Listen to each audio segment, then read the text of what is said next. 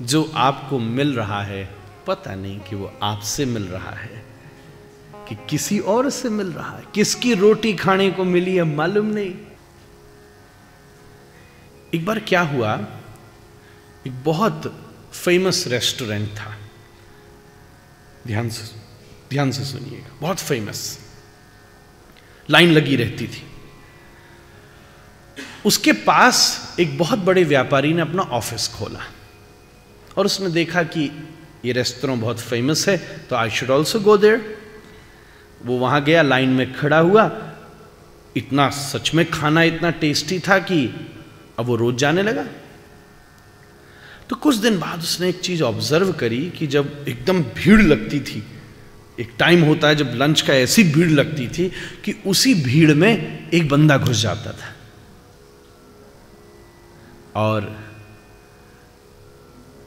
खा पी के निकल जाता था। तो उसने उस रेस्टोरेंट के ओनर को रोका। अगले दिन मिला और उसको कहा मुझे एक कंप्लेन करनी है भाई।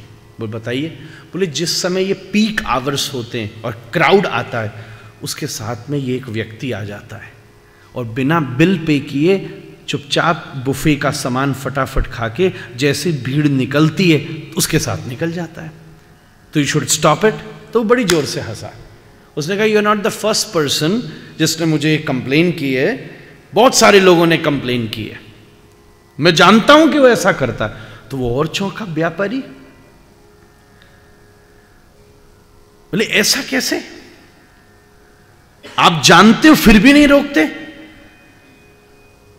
बोले जब मुझे पहली कंप्लेन हुई तो मैंने सोचा कि मैं इसको जरूर अगले दिन पकड़ूंगा, पर रंगी हाथ पकड़ूंगा।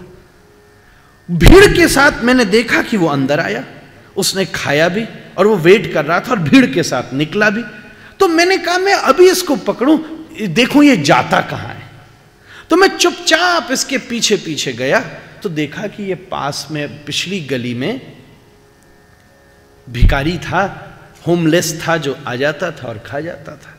तो मैंने कहा ठीक है, अब कल रंगी हाथ इसको पकड़ूंगा। पता चल गया कि काम धंधा कुछ करना नहीं है, बस पड़े रहना और ऐसे चोरी करके खाना है।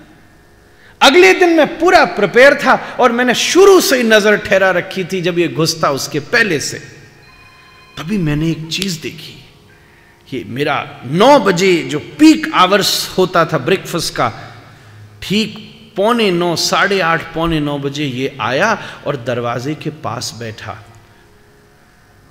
और मैंने जब उसको देखा तो मैं आश्चर्य में पड़ा। वो वहां बैठा बैठा भगवान से प्रार्थना कर रहा था कि भगवान कब भीड़ आएगी, कब भीड़ आएगी, जल्दी से भीड़ बुलाओ, इतनी भीड़ बुलाओ कि मुझे कोई ना पकड़ सके। और उस चक्कर में मैं अंदर घुसूं।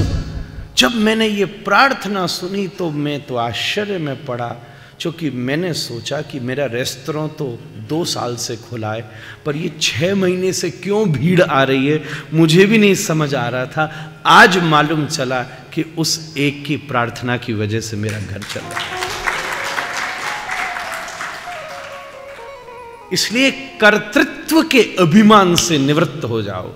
जो आपको मिल रहा है पता नहीं कि वो आपसे मिल रहा है कि किसी और से मिल रहा है। किसकी रोटी खाने को मिली है मालूम नहीं।